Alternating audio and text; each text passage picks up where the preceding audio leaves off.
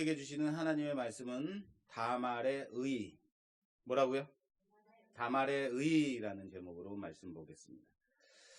지난주는 부활주일이었으니까 그 전주에 이 창세기 38장 본문을 했습니다. 그래서 좀 크게 이렇게 좀 살펴봤었는데 오늘은 이 실질적인 이 내용에 대해서 좀 살펴보려고 합니다. 혹시 지난 창세기 강해가 기억이 나실지 모르겠습니다. 제목은 갈 때까지 가볼까요? 라는 제목. 제목을 들으니까 기억이 나시죠? 지난 시간에 유다가 얼마나 갈 때까지 갔는가라는 부분에 대해서 우리가 살펴봤어요. 떠나지 말아야 될 곳을 떠났죠. 어디요? 아무리 고만고만한 형제라 할지라도 믿음의 가정을 떠나면 된다, 안 된다? 안 된다. 떠났다. 형제들을 떠나 어디로 갔다? 자기의 친구, 가나안 사람, 세상으로 떠났다라는 거예요. 그래서 그런데 어디까지 갔는가? 정말 갈 때까지 가보더라라는 겁니다. 사랑하는 여러분, 여러분들은 지난 주간 얼마나 주의하며 점검하며 살아갔는가? 우리가 내 주변에 누가 있는가를 점검해 보라 그랬었어요. 내 주변에 불만하는 사람들이 모여 있고 불만하는 사람들과 함께 살아갔다면 한 주간 나는 불만하는 사람으로 살아간 거죠. 내 주변에서 하나님을 찬양하고 은혜를 나누고 주의 말씀 나누는 사람들과 함께 했다면 하나님과 함께 동행한 삶이겠죠. 여러분, 기도 잘하고 싶지 않으십니까? 여러분, 나는 기도 잘해요 그러시나요? 여러분도 어떠세요? 기도 잘하고 싶으신 분? 할렐루야. 예, 3분. 예, 우리 교회에서는 3분만 기도 잘하고 싶다. 기도 잘하고 싶으신가요? 기도 잘하고 싶으시면 가장 좋은 방법은 기도 잘하는 사람과 같이 있으면 돼요. 기도 잘하는 사람 옆에서 기도하면 나도 기도가 되더라고요. 근데 기도 못하는 사람하고 옆에 있으면 같이 졸고 있어요. 마찬가지입니다. 여러분, 신앙생활 잘하고 싶으십니까? 신앙이 좋아지기를 원하십니까? 믿음이 좋아지기를 원하십니까? 할렐루야! 그렇다면 믿음 좋은 사람과 함께 하십시오. 신앙이 좋은 사람을 가까이 하십시오. 신앙이 좋은 사람을 가까이 두십시오. 그러면 신앙이 좋아질 수밖에 없다라는 거예요. 여러분들의 삶 가운데서 하루하루 살아갈 때 여러분들이 정말로 갈 때까지 가는 인생이 아니라 하나님과 함께하는 삶, 그렇게 살아가는 여러분 되시기를 주님의 이름으로 부탁합니다. 자, 오늘 본문의 사건, 여러분 이 다말에 대한 이 설교를 별로 들어보신 적이 없을 거예요. 저도 참 어려워서 이것저것 책도 찾아보고 설교도 찾아보고 별로 없어요. 참 어려운 본문이다 싶습니다. 이 강해가 아니라면 이건 그냥 넘어갔으면 좋겠는데, 자, 오늘 본문의 사건은 이제 다음과 같습니다. 유다는 요셉의 형제 중에 4번째 형이죠. 넷째 유다가 가나안 땅의 여인에게서 아들을 낳아요. 몇을 낳냐면 3명을 낳아요. 3명을 낳고 아이들이 가나안 여인에게서 아들을 낳고 그 아이들이 자랐겠죠. 그때까지도 가나안 땅에 아마 머물러 있던 것 같습니다. 그런데 첫째 이름이 엘인데 이 엘을 위해서 다말이라는 며느리를 데리고 와요. 다말이라는 여인을 데려와서 결혼을 시켜요. 그런데 첫째 아들이 급사하죠. 갑자기 죽습니다. 이것을 말씀은 이 죽음을 가리켜 다음과 같이 말해요. 38장 7절 말씀에 유다의 장자 엘이 여호와가 보시기에 악함으로, 여호와가 보시기에 어땠다고요? 악함으로 여호와께서 그를 죽이신지라. 그래서 하나님께서 죽였다라고 말씀하고 있어요. 엘이 하나님 앞에서 악했다라고 말하는 거예요. 죽을만 했다라는 겁니다. 그리고 당시에는 형제 중에 대를 이을 아들을 낳지 못하고 죽게 되면 다른 형제가 사망한 그 형제를 위해서 대신해서 대를 이어줄 의무가 있었어요. 그래서 대를 이을 아들을 낳게 해주는 당시 계대법 또는 형사치수제라는 풍습이 있었습니다. 이 전통이 있었습니다. 이 전통에 따라서 첫째가 죽었으니까 대를 잇지 못하고 죽었으니까 둘째 아들 오난을 며느리 다말에게 들여보냅니다. 그런데 이 둘째 오난은 형보다 더 악했나 봐요. 내가 형의 아들을 낳게 해서 형의 그 족보를 잇게 해주면, 형수에게 들어가서 아들을 낳게 해주면 자신의 분깃이 줄어들까봐 악한 마음이 들어서 형수가 임신하지 못하게 교활한 행동을 해서 아들을 낳지 못하게 합니다.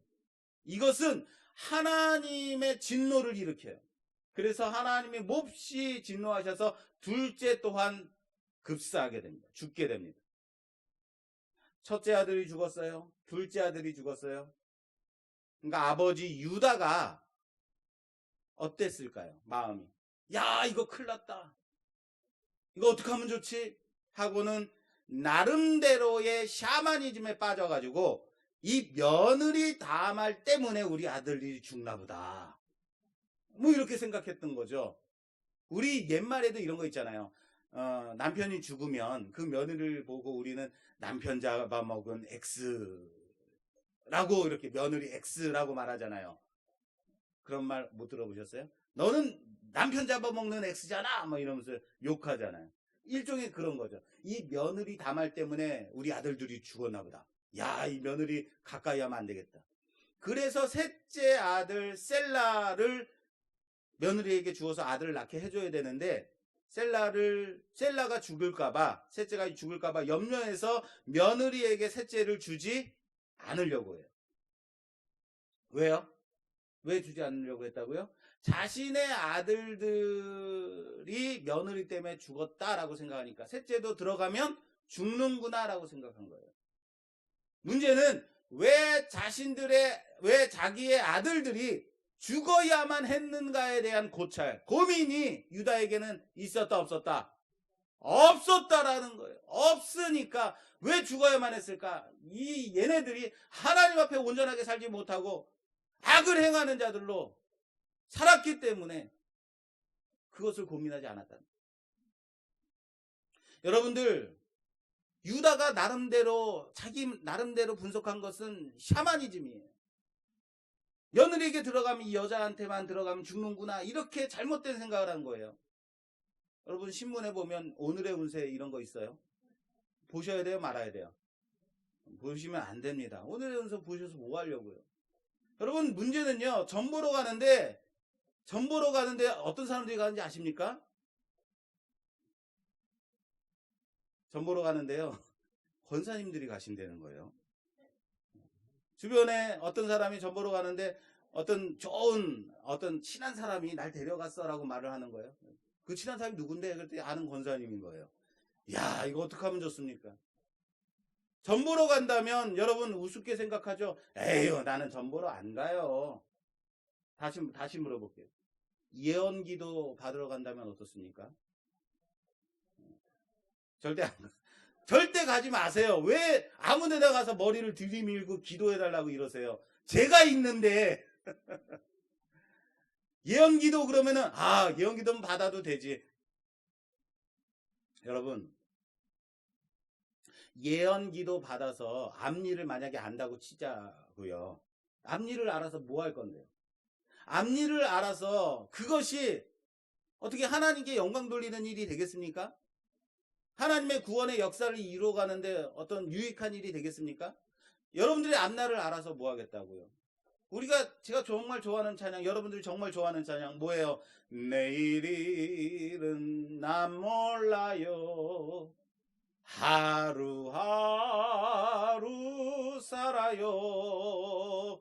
불행이나 여행함도 내 뜻대로 못해요. 만약에 내일 불행이 닥친다면 여러분 어떻게 하시려고요? 저 기도를 딱 받았더니 내일 너는 불행이 올 거야. 어떻게 하시려고요? 그거 알아서 뭐하게. 그런 거 받으러 다니지 말라고요.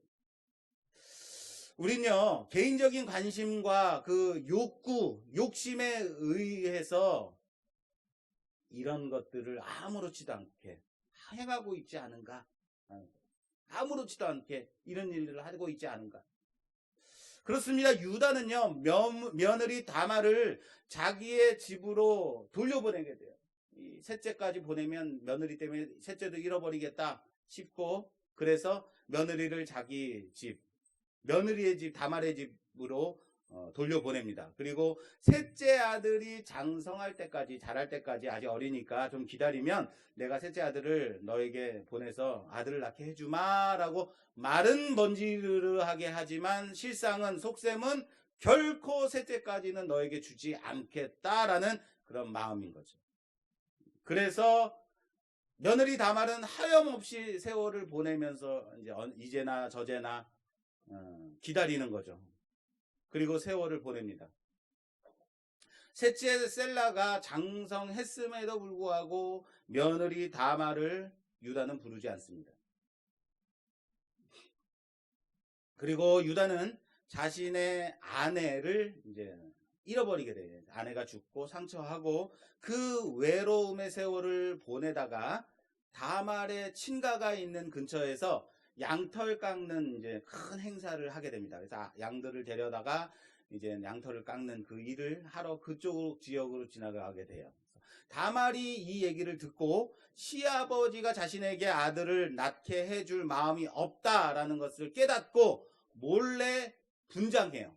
무엇으로 분장하냐면 창녀의 분장을 하고 길에 이제 서 있다가 유다의 눈에 띈 거죠.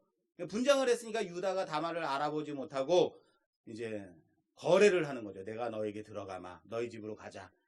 창기인 줄 알고 다말에게로 들어갑니다. 다말은 유다에게 담보물을 요구해요. 그래서 도장과 끈과 지팡이를 받고서 자신의 집으로 들여보내서 이제 하룻밤을 지내죠. 그리고 끝나자마자 자기의 집으로 다시 돌아가서 다시 청상갑으로 옷을 던집습니다. 다시 이제 갈아입습니다. 다시 수절하게 되었는데, 그리고 이제 후에 이제 임신한 사실이 발각이 되는 거죠. 그래서 오늘 본문 말씀이 그 임신한 사실이 발각되는 그 부분이에요. 임신했다. 누군가가 유다에게 말한 거야. 야, 네 며느리 다말이 말이야. 임신했어. 야, 남편도 없는데 어떻게 임신할 수가 있냐. 너무 음행한 거 아니냐. 이 소식을 들은 시아버지 유다는 다말이 행음하였다고 치부하고 다말을 이렇게 말하는 거죠. 당장 끌어내어 불사르라 라는 거죠. 무시무시하죠. 당시에 이렇게 행음하면 이런 어마어마하게 무시무시한 이런 벌이 있는 거죠. 그리고 다말이 끌려나가면서 이제 마지막 우리가 드라마에서 보면 잠깐 하면서 하는 거 있죠. 이제 끌려가면서 잠깐 하면서 유다의 담보물인 도장과 끈과 지팡이를 이제 내미는 거죠. 그래서 이 담보물의 주인이 나를 임신케 한 사람, 이 아기의 아비입니다 라고 말할 때 유다가 딱 보고 자기의 것임을 알아보고 이제 하는 말이 오늘 본문 말씀 26절. 자, 26절 말씀. 유다가 그것들을 알아보고 이르되 그는 나보다 옳도다. 자, 따라서 합시다. 그는 1층 안 들려요. 자, 그는 나보다 옳도다. 이것이 그는 옛 성경에는 그는 나보다 의롭다라고 말해요. 이것이 다말의 의입니다. 그는 나보다 옳도다라고 말하고 그를 살려줍니다. 그래서 오늘 말씀의 제목이 다말의 뭐예요? 다말의 의입니다. 오늘 말씀은 일반적인 윤리와 도덕으로 바라볼 때는 도저히 이해되지 않는 본문이에요. 그리고 이런 막장 드라마까지 굳이 성경에 넣어야 되는가? 여러분, 이 다말에게서 나온 베레스, 유다, 베레스, 그 다음 어디까지 가냐면 다윗, 그리고 어디까지 가냐면 예수님까지 가요. 예수님의 족보에 이런 일이 있었다라는 거예요. 물론 당시 근동지역의 문화에서 이 형을 대신해서 아들을 낳게 해주는 계대법을, 그래서 가문을 이어가는 것은 당시의 문화니까 그렇게 이해한다 치더라도 이런 것까지 굳이 예수님의 족보에 들어가야 하는 거예요.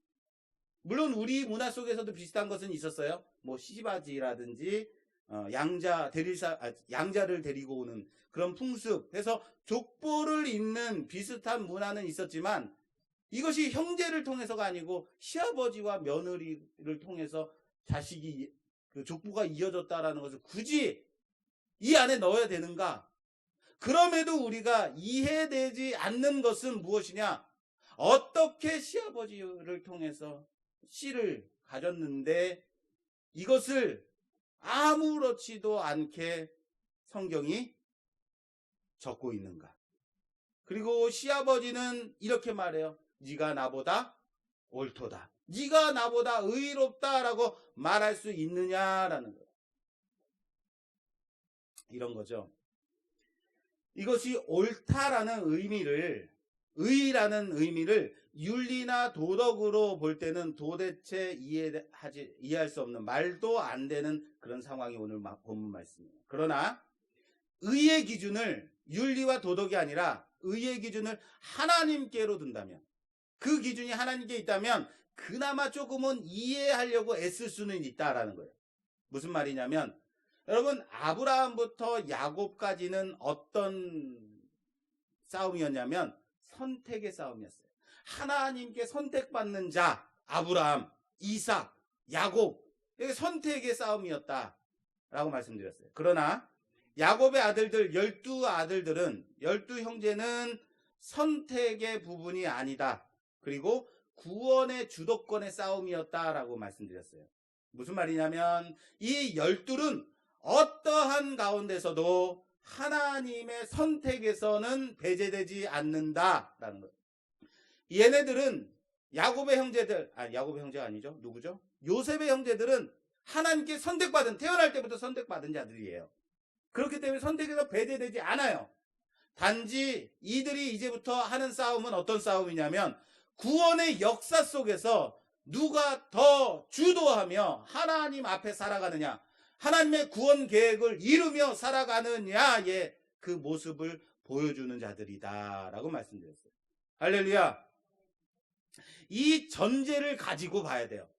하나님의 구원의 계획을 이루는 자의 전제에서 하나님은 이 12를 통해서 이스라엘이 12지파를 이루기를 원하셨다라는 거예요.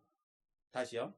하나님은 요셉의 12형제들을 통해서 이스라엘의 12지파가 이루기를 원하셨다. 할렐루야. 그 구원의 역사를 이 12를 통해서, 이스라엘 통해서 이루기를 원하셨다라는 사실을 믿으시길 바랍니다. 12. 그러니까 12이 꼭 있어야만 되는 거예요. 그런데 문제가 뭐냐면 여기에 문제가 생겼어요. 유다로 인해서 그 구원의 흐름, 구원의 계획이 끊겨지게 생긴 거예요. 유다의 아들 누구죠? 엘이 죽었는데 그 엘을 이어받을, 족보를 이어갈 아들이 낳지를 못하는 거예요. 왜요? 유다가 며느리 다말에게 아들을 낳게 하지 않으니까, 셋째를 주지 않으니까. 유다가 다말을 통해서 아들을 낳게 하지 않으면 유다의 첫째 엘의 가문은 끊겨지게 되는 거예요. 그리고 그 끊어지게 된 것을, 이 구원의 흐름을 오늘 다말이 잇고 있다라는 거예요. 유다를 통해서 그 아들을 잇지 않으니까, 그 유다의 첫째 아들 엘을 통해서 이어갈 그 족보를 유다가 잇게 하지 않으니까, 막아서고 있으니까 며느리 다말을 통해서 그 족보를 잇게 하신 사건이다라는 거예요. 물론 이 방법이 우리가 아는 윤리 또는 도덕으로 볼 때는 문제가 너무 심각해 보인다 할지라도 말입니다. 제 친구 목사가 와가지고 저한테 얘기를 하기를, 나는 오늘 너무너무 대단한 감동적인 간증을 들었어 라고 말해요. 무슨 간증인데 그래? 너는 간증도 많이 듣고 다닐 거 아니야? 그랬어요. 그랬더니 그 친구 목사가 한다는 말이, 우리 학생부 집사님이 있는데 평생 너무너무 힘들고 고생하면서 사신 집사님이야. 사업을 하면 사업이 다 망하고, 그래서 예수님을 믿었는데 그 조그만 재산까지 다 날리고, 그럼에도 열심히 예수님을 믿었는데 건강도 해치고, 그래도 예수님 끝까지 붙들고 살았는데 더욱더 신용불량자 되고 그러고 살아가는 부장 집사님이야. 근데 이 부장 집사님이 아주 힘들게 그렇게 살아온 줄 알았는데, 그 집사님이 오늘은 제가 한번 간증하겠습니다 하고 학생들을 모아놓고 간증을 했다는 거예요. 그 간증 내용이, 그래 지금 힘들지만 드디어 사업이 대박 났습니다. 오늘 로또가 맞았습니다. 이런 것인 줄 알고 막 기대하고 들었는데 나는 사업을 크게 하다가 완전 망했습니다. 그리고 예수님을 만났습니다. 예수님을 만났는데 건강도 나빠졌습니다. 사업은 더 망했습니다. 우리 집은 완전히 망했고 쫄딱 망했고 이제 신용불량자가 됐습니다. 언제쯤 대박 나는 걸 말씀하실까? 끝까지 기다리는데 그래도 나는 예수님을 믿고 예수님 붙들고 그렇게 살아가고 있습니다. 이것이 저의 간증입니다. 라고 말했대요. 무슨 말인지 아시겠어요? 우리는요, 간증을 한다고 하면 조금 나은 것, 좀 더 좋아진 것, 예수님을 만나고 하나님을 믿었더니, 예수님을 믿었더니 내 집이 더 잘된 것, 아들이 서울대 간 것, 뭐 이런 것이 간증이라고 그렇게 생각들을 합니다. 하나님의 은혜라고 생각한다면 내가 잘 되는 것, 우리 가족이 잘 되는 것, 건강해지는 것, 이런 것이 하나님의 은혜라고 고백하는 것, 그것이 우리가 원하는 간증이라는 거예요. 너무 그 은혜에 대한 개인적인 욕구나 욕심이 가득 들어있는 거예요. 그런데 그 집사님이 정말 위대한 간증은 그럼에도 불구하고 내가 하나님 안에 있다는 것, 내가 예수 그리스도를 놓치지 못하고 있다는 것, 하나님이 나를 붙들고 계시다는 것, 그거였다는 거예요. 그렇습니다. 우리는 승리한 것만이, 우리는 성공한 것만이 하나님의 은혜라고 고백합니다. 무슨 말인지 아시겠습니까? 그것만이 하나님의 일하심이라고 생각한다라는 거예요. 출애굽기 17장에 보면요, 광야에 나온 이스라엘에게 아말렉이 쳐들어옵니다. 광야를 헤매다니고 있는 이스라엘에게 아말렉이 쳐들어와요. 지금까지 애굽 땅에서 종살이하던 이 이스라엘 백성들이 싸울 줄 알겠습니까? 근데 아말렉이 쳐들어와서 어떻게 하면 좋은가 고민하고 있는데 모세가 여호수아에게 너는 나가서 싸우라. 그리고 나는 산에 올라가마 하고 산에 올라가요. 높은 산에 올라가서 두 손을 높이 듭니다. 두 손을 높이 들고 있으면 그 싸움이 이깁니다. 근데 팔이 아파가지고 손이 내려가면 그 싸움에서 지기 시작해요. 여러분, 끝내는 이 싸움은 이겼을까요? 졌을까요? 이긴 싸움이에요. 왜요?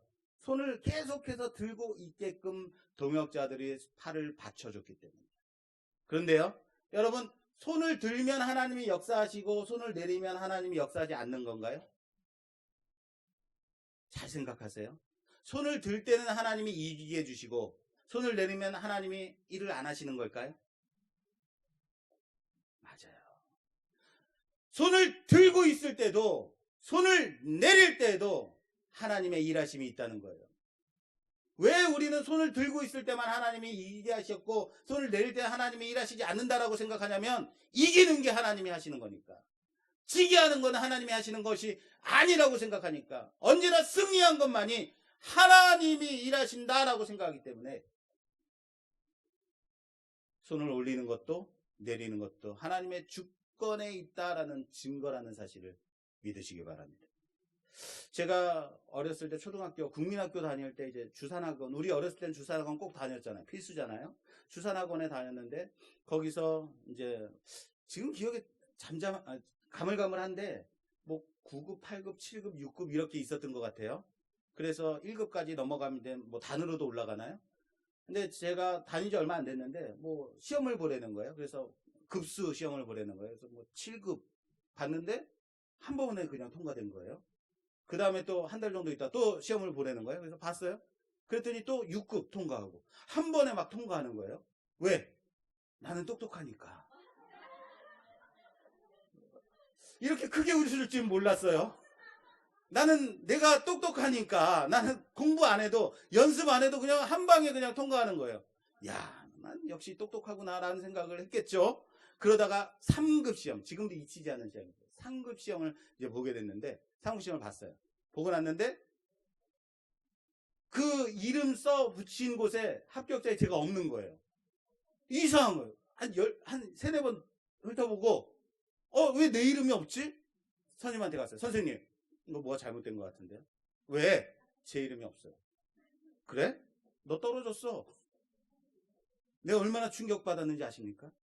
지금까지 내 인생 가운데 초등학교 내 10년 인생 가운데 떨어진다라는 것은 상상조차 못했다는 거예요. 그런데 떨어진 거죠. 왜 떨어졌어요? 공부를 안 했으니까. 그런데요, 내가 떨어져 보고 알았어요. 아, 나도 떨어지는구나. 그것이 주산이니까, 주산 급수 시험이니까 떨어져도 큰 어려움이 아니었겠죠. 내가 만약에 큰 정말로 중요한 어떤 시험 가운데서 내가 그런 교만한 마음을, 나는 똑똑하니까 나는 언제나 붙어, 이런 생각 가지고 만약에 임한다면 어떨까요? 실패하겠죠. 그때의 실패가 저에겐 참 양약이 된다고 생각합니다. 여러분, 성공이든 실패든지 승리든 패배든지 그 안에 하나님의 계획을 담는다면 그것이 명예인 거예요. 그것이 하나님의 역사하심인 거예요. 그래서 바울 사도가 다음과 같이 고백합니다. 로마서 14장 7절 이하에 우리 중에 누구든지 자기를 위하여 사는 자가 없고 자기를 위하여 죽는 자도 없도다. 우리가 살아도 주를 위하여 살고 죽어도 주를 위하여 죽나니 그러므로 사나 죽으나 우리가 주의 것이로다. 할렐루야. 사나 죽으나 살아도 주를 위해서 죽어도 주를 위해서 죽는 것이다 라고 고백하는 거예요. 여러분, 사는 것을 통해서 하나님께 영광 돌릴 수 있다는 사실을 믿으시기 바랍니다. 그러나 나의 죽음을 통하여서 하나님의 역사가 드러날 수도 있음을 고백하시기 바랍니다. 내가 성공한 모습을 통해서 하나님의 영광을 드러낼 수 있지만 내가 패배한 것을 통해서, 실패한 것을 통해서도 하나님의 역사가 있다는 거예요. 그러나 세상은 죽으면 끝이라고 합니다. 실패하는 것은 패배라고 말합니다. 그렇기 때문에 이것을, 오늘 이 본문을 이해할 수 없는 거예요. 잘된 것이 아닙니다. 이상하니까. 그것이 현재의 실패일 수도 있고 아픔일 수도 있고 곤고함일 수도 있습니다. 그러나 그 상황이라는 그릇 안에 고난이라는 컨텐츠를 담는다면 하나님의 계획이 나를 통하여 이루어지는 그것이 명예요, 하나님의 은혜요, 하나님의 찬양임을 믿으시는 여러분 되시기를 주님의 이름으로 축원합니다. 여러분들의 실패의 모습, 우리들의 아픔의 모습을 통해서 그 가운데서 하나님의 역사심이 있다는 거예요. 마태복음 16장에 보면 가이사랴 빌립보에 예수님이 가셔서 제자들에게 묻습니다. 세상 사람들이 나를 누구라고 하더냐? 너희들은 나를 누구라고 보느냐? 그랬더니 시몬이, 베드로가 주는 그리스도시요 살아계신 하나님의 아들이십니다 라고 말했더니 그래 잘했어 하고 너에게 천국 열쇠를 맡기겠다 말해요. 칭찬합니다.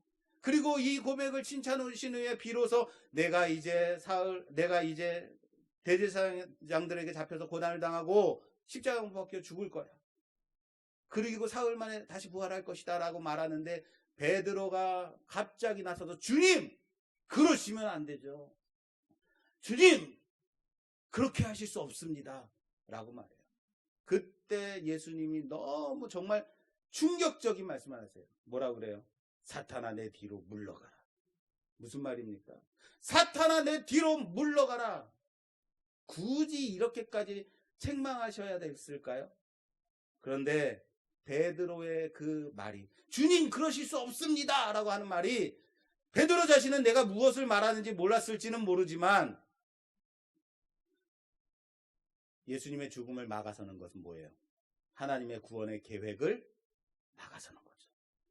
하나님이 예수님을 십자가에 못 박아 죽이심으로 그 물과 피를 다 흘려서 우리의 죄를 사해 주시고 우리를 구원하기를 원하시는 구원의 역사가 있는데 그것을 막아서는 것이 누구의 말이에요? 베드로의 말이죠. 하나님은 그렇습니다. 구원의 계획을 이루기 위해서 예수님을 당신의 아들 십자가에 못 박아 죽이셨단 말이에요. 하나님은 유다의 족보를 통해서 다윗이 나기를 원하셨습니다. 하나님의 아들을 낳는 구원의 족보를 만들 계획을 가지고 계셨어요. 이 족보를 이루셔야만 했다는 것. 그러나 유다가 끊은 이 족보, 유다로 말미암아 잊지 못할 이 족보를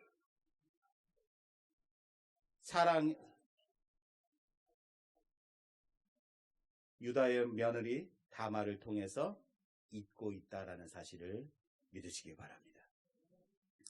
그래서 유다가 말하는 거예요. 네가 나보다 옳다. 네가 의롭다라고 말하는 거예요. 오늘 본문 말씀 28절 말씀이 이렇게 돼 있어요. 해산할 때에 손이 나오는지라. 산파가 이르되 이는 먼저 나온 자라 하고 홍색 실을 가져다가 그 손에 메었더니 그 손을 도로 들이며 그의 아우가 나오는지라. 산파가 이르되 내가 어찌하여 터뜨리고 나오느냐 하였으므로 그 이름을 베레스라 불렀다라고 말하고 있습니다. 베레스의 이름의 뜻은 뭐냐면 터뜨리고 나오다는 거예요. 유다로 인해서 끊겼던, 유다로 인해서 막혔던 그 구원의, 하나님의 구원의 역사가 다말을 통해서 다시 이어졌다라는 거예요. 사람으로는 끊긴 구원의 역사를 하나님의 아들 예수로 인해서 다시 이어줬다라는 거예요. 막힌 담을 예수님께서 허셨음을 믿으시는 여러분 되시길 바랍니다. 유다가 막아선 그 구원의 계획을 하나님이 다말을 통해서 터뜨리고 베레스를 통해서 터뜨리고 나온 사건, 오늘 이 사건이라는 사실이에요. 이것이 바로 다말의 의입니다. 다말의 의. 다말의 의 끝. 오늘 다말의 의 끝입니다. 이상한가요? 이상한가요? 이상해야지 맞아요. 왜요? 이상해요. 맞아요. 이렇게 끝나니까 화장실 갔다 뭐 안 하고 나온 것 같아요. 입으로는 아멘이라고 별로 말도 안 했는데 마음속에서는, 가슴 깊은 곳에서는 좀 이상하다. 이렇게 끝내다니 이거 우리 목사님답지 않은데 뭐 이런 표정인 거예요. 왜 이상해요? 이런 거죠. 우리 마음속에. 그래도 이건 좀 너무한 거 아닌가요? 무슨 의의가 이래요? 라는 생각 들지 않아요? 아무리 그랬다 손 치더라도 이건 좀 며느리를 통해서 이거 족보를 이어가는 건 좀 너무한 거 아닌가요? 이거는 양반의 족보는 이럴 수 없죠. 이거 여러분 이런 표정 아닌가요? 그래요? 믿음이 너무 좋으시네요.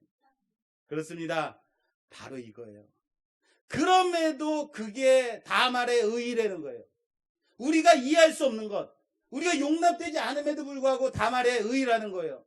무슨 말인지 아시겠습니까? 하나님이 다말을 통해서 도저히 용납하기 어려운 방법, 이것 때문에 구원의 계획을 이으셨다라고 말하는 거예요. 그게 다말의 의의라고요. 그래서 우리는 동의하기 어려운 거예요. 그냥 목사가 아멘 하라니까 아멘, 입으로는 아멘 하지만 마음속 깊은 곳에서는 노멘인 거예요. 이래서 이 본문으로 참 설교하기가 쉽지 않더라. 그런데 여러분, 여기에 정말 중요한 게 있어요. 이제부터 진짜입니다. 동의하기 어려운 다말의 의, 이해할 수 없는 다말의 의, 그럼에도 네가 나보다 옳다라고 말하는 유다. 이게 중요한 겁니다. 여러분, 묻겠습니다. 천국에 들어가는 사람은 어떤 사람이 들어가요? 죄가 있는 사람이 들어가요? 죄가 없는 사람이 들어가요? 죄가 없는 사람이 들어갑니다. 죄인은 하나님 나라에 들어갈 수 없습니다. 믿으십니까? 그렇습니다. 의인만 하나님 나라에 들어갈 수 있는 거예요. 의인만. 그렇다면 우리는 죄인입니까? 의인입니까? 의인입니까? 죄인입니까? 헷갈려요.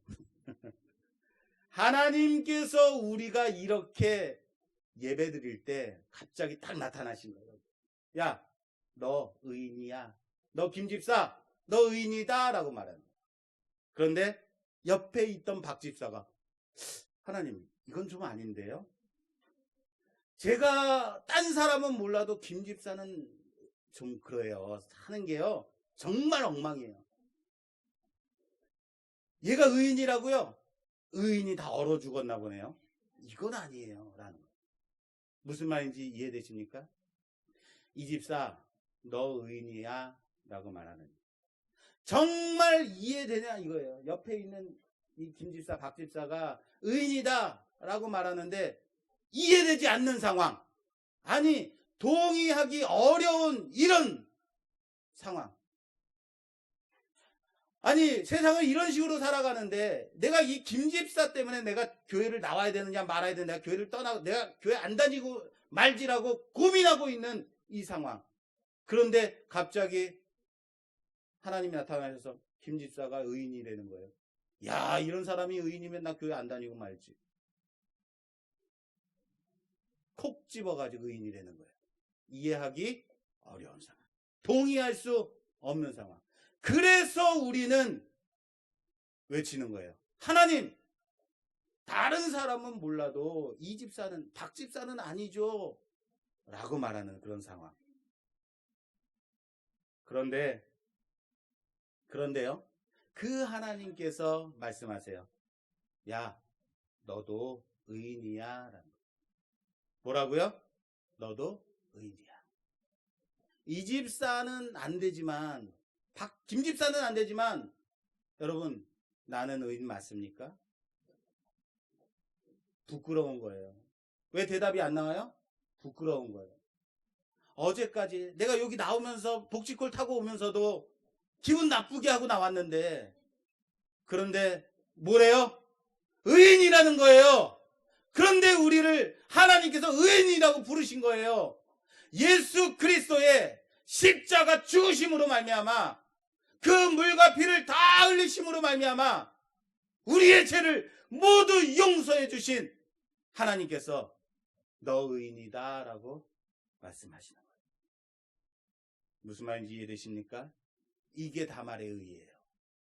하나님의 구원의 계획 속에, 그 구원을 이루심 속에 우리가 있다는 것, 그 구원을 이루어가는 것, 그것이 하나님이 주시는 의라는 사실을 믿으시기를 주님의 이름으로 축원합니다. 인간의 윤리와 도덕으로는 도저히 이해할 수 없는 것, 도저히 용납할 수 없는 것, 동의할 수 없는 것, 그럼에도 용납되지 않는 그것 가운데서도 하나님 당신의 아들까지 내주심으로 그런 우리를 의롭게 하신 하나님의 구원이 우리 안에 이루는 것, 그것이 의입니다.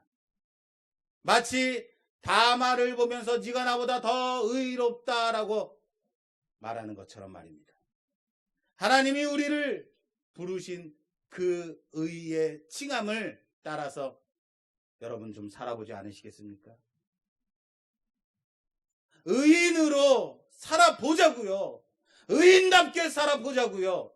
세상이 나를 가리키면서 말도 안 된다라고 손가락질할 때, 그럼에도 불구하고 우리가 의인 되었음을 증명하며 하나님의 명예를 지켜드리며 그렇게 좀 살아보자고요. 할렐루야. 그렇게 증명해 보자고요.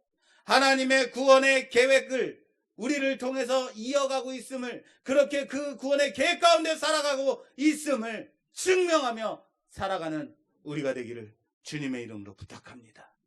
다말을 바라볼 때는 말도 안 된다고 그래요. 근데 우리를 바라보면 어떻습니까? 내 자신을 바라보면 어떻습니까? 나는 낫습니까? 아니라고요. 그런데 하나님이 여러분들을 부르셨습니다. 무엇으로요? 의인으로 부르셨다고요. 하나님이 여러분들을 의인으로 부르셨음을 믿으시기를 주님의 이름으로 축원합니다. 그러면 이제는 의인으로 살아가라고요. 의인답게 살아가라고요. 세상 가운데 죄인으로 서지 말고 이제는 하나님 부르신 자로 살아가는 여러분 되시기를 주님의 이름으로 축원합니다. 축원합니다. 우리 주신 말씀 생각하며 함께 기도한 시간 갖도록 하겠습니다. 하나님, 그렇습니다. 우리는 도저히 이해할 수가 없습니다. 용납되어지지도 않습니다. 다말을 바라보면 어떻게 의롭다고 말할 수 있는지 그렇게 이해되지 않는 상황. 바로 사실은 우리의 모습 아니었습니까? 사실은 나의 모습이 아니었습니까? 내가 얼마나 의로울 수 있는가? 그럼에도 하나님께서 우리를 의인으로 부르셨음을 하나님 감사합니다. 하나님께서 우리를 의인으로 부르셨으니 이젠 구원의 계획 가운데 쓰임받는 자들, 그 구원의 흐름 가운데 살아가는 자들, 그 예수 그리스도 안에서 살아가는 자들 되어줄 수 있도록 주여 도와주시옵소서. 나의 모습이 다말의 모습이었습니다. 이해할 수 없는, 용납할 수 없는, 도저히 용서할 수 없는 모습이었음에도 이 당신의 아들 예수 그리스도를 보내심으로 우리를 의인으로 부르신 그 하나님 앞에 앞으로는 의인으로 살아가는 자들, 의인답게 살아가는 자들 되게 하여 주시옵소서. 우리 주 한번 지으기로 하겠습니다. 주여!